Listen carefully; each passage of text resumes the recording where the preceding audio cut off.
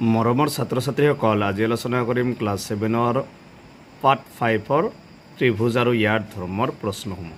এটা সূত্ৰ চাবা কি কৈছে, ত্ৰিভুজৰ এটা বহিকোণৰ মাপ তাৰ বিপৰীত অন্তকোণ দুটাৰ মাপৰ যোগফলৰ সমান। গতিকে এইটো সূত্ৰৰে আমি প্ৰথম অনুশীলনীৰ গণিতটো কৰিব লাগিব যে ত্ৰিভুজৰ এটা বহিকোণৰ মাপ তাৰ বিপৰীত অন্তকোণ দুটাৰ মাপৰ যোগফলৰ সমান। অনুশীলনী 5ৰ এৰ প্ৰথম প্ৰশ্নত কৈছে তলৰ চিত্ৰবোৰৰ পৰা x, y, z মান ওলোৱা। প্ৰথম চিত্ৰটো দি আছে a b c d, ভিতৰত দি আছে অন্তকোণ দুটা দিছে 50 ডিগ্ৰী আৰু 55 ডিগ্ৰী আৰু বহিকোণটো দি আছে x। ইয়াৰ পৰা আমি x ৰ মানটো ওলাব লাগে। চবা চিত্ৰটোৰ পৰা যে প্ৰথমটো আমি জানো যে বহিকোণৰ মাপ সমান বিপৰীত অন্তকোণ দুটাৰ মাপৰ যোগফলৰ সমান। ইয়াত বহিকোণটো কি দি আছে, ইয়াত বাহিৰত আছে x, গতিকে বহিকোণৰ ঠাইত কি লিখিবা x, তাৰপিছত সমান বিপৰীত অন্তকোণ দুটাৰ মাপৰ যোগফল। এতিয়া বিপৰীত অন্তকোণ দুটা কি আছে 50 ডিগ্ৰী আৰু এটা আছে 55 ডিগ্ৰী। এইটো যোগফল মানে 50 ডিগ্ৰী প্লাছ কি হ'ব 55 ডিগ্ৰী। এতিয়া চাবা বাই x ইকুৱেল 55 লগত যদি 50 ডিগ্ৰীটো যোগ কৰা হয় কিমান হ'ব 105 ডিগ্ৰী। গতিকে x ৰ মানটো ওলাব দিছিল, গতিকে 1 নম্বৰটোৰ এনসাৰ হ'ব 105 ডিগ্ৰী। নম্বৰটোত x অন্তকোণ কেইটা দিছে x আৰু 90 ডিগ্ৰী আৰু বহিকোণ দি আছে 120 ডিগ্ৰী। ইয়াৰ পৰা আমি x ৰ মানটো ওলাব লাগে। প্ৰথমে চাবা বহিকোণটো কি দি আছে 120 ডিগ্ৰী। সূত্ৰটো আছিল আগৰটো নিশ্চয় বহিকোণৰ মাপ সমান বিপৰীত অন্তকোণ দুটাৰ যোগফল। তাৰমানে এই দুটা 120 ডিগ্ৰী সমান কি হ'ব x প্লাছ 90 ডিগ্ৰী। বহিকোণ মানে 120 ডিগ্ৰী ইকুৱেল অন্তকোণ এটা x প্লাছ 90 ডিগ্ৰী। এবাৰ চাবা 120টো আছে ইফালে 90টো প্লাছ ইফালে কি হ'ব মাইনাছ ইকুৱেল কি থাকিব x। তে 120ৰ পৰা যদি 90 বাদ দিয়া হয় কিমান হ'ব 30 ডিগ্ৰী। 120ৰ পৰা 90 বাদ দিবা 0, 12ৰ পৰা 9 গ'লে 3, মানে x ৰ মানটো কিমান হ'ল 30 ডিগ্ৰী। এইটো হৈছে 2 নম্বৰটোৰ এনসাৰ। 2 নম্বৰটোত চাবা এনেকুৱা এটা ত্ৰিভুজ দিয়া আছে। ত্ৰিভুজত এইটো অন্তকোণ দিয়া আছে কি x, 60 ডিগ্ৰী আৰু কি আছে বহিকোণ 2x। এইটো হৈছে 3 নম্বৰটো। গতিকে প্ৰথম লিখিবা বহিকোণৰ মাপ, বহিকোণটো কিমান দি আছে 2x সমান 2x সমান কিমান হ'ব অন্তকোণ দুটা কি x আৰু 60 ডিগ্ৰী। গতিকে x প্লাছ 60 ডিগ্ৰী। এবাৰ চাবা বহিকোণৰ মাপ 2x আছে, এই x টো 60 ডিগ্ৰীৰ লগত কি আছে প্লাছ ইফালে কি হ'ব মাইনাছ, কি থাকিল 60 ডিগ্ৰী বা দুটা x ৰ পৰা যদি এটা x বাদ দিয়ে কি থাকিব x ইকুৱেল ইফালে কি থাকিব 60 ডিগ্ৰী।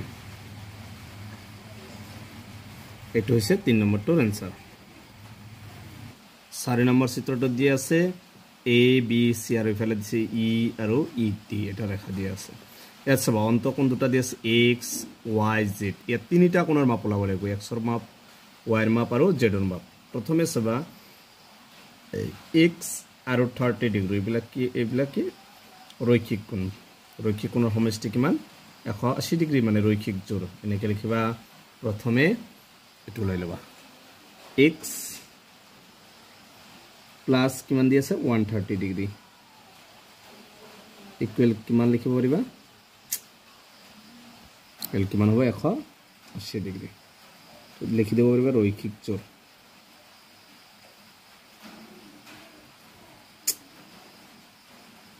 ৰৈখিক জোৰ, ৰৈখিক কোণৰ সমষ্টি কিমান 180 ডিগ্ৰী বা x2 ৰাখিবা ফালে আছে কি 180 ডিগ্ৰী, x ৰ লগত 130টো প্লাছ ইফালে কি হ'ব মাইনাছ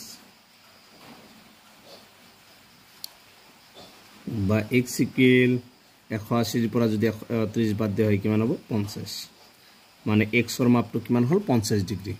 তো প্ৰথমে x ৰ মানটো ওলাই ল'লো। এইবাৰ y ৰ মানটো, y ৰ মান এইটোটা কি ৰৈখিক জোৰ, মানে y প্লাছ 135 ইকুৱেল কি হ'ব 180 degree. y plus 135 degree equal 180 degree বা y ইকুৱেল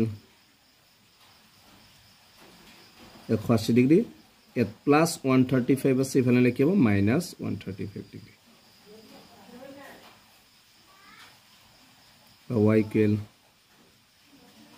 বিয়োগ 135 বিয়োগ কৰিবা 10 ৰ 5 গলে 5 সৰি কিমান হ'ব 45 ডিগ্ৰী এটা হচ্ছে y এৰ মান এতিয়া আছে আৰু z এৰ মান গতিকে এবাৰ চাবা x y ওলাই গলে বেৰ z মানে এনেকৈ লিখা x plus y plus z equal কিমান 180 ডিগ্ৰী মানে অন্তকোণ তিনটাৰ সমষ্টি কিমান 180 ডিগ্ৰী ঠিক আছে x plus y plus z equal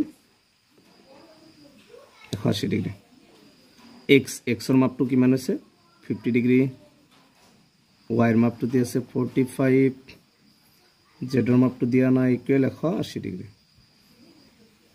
so 50 R 45 কিমান হ'ব 95 প্লাস z ইকুৱেল 180 ডিগ্ৰী এবাৰ কি কৰিবা এই z টো ৰাখিবা 95 টি ফালে প্লাস ইফালে লিখি হ'ব মাইনাস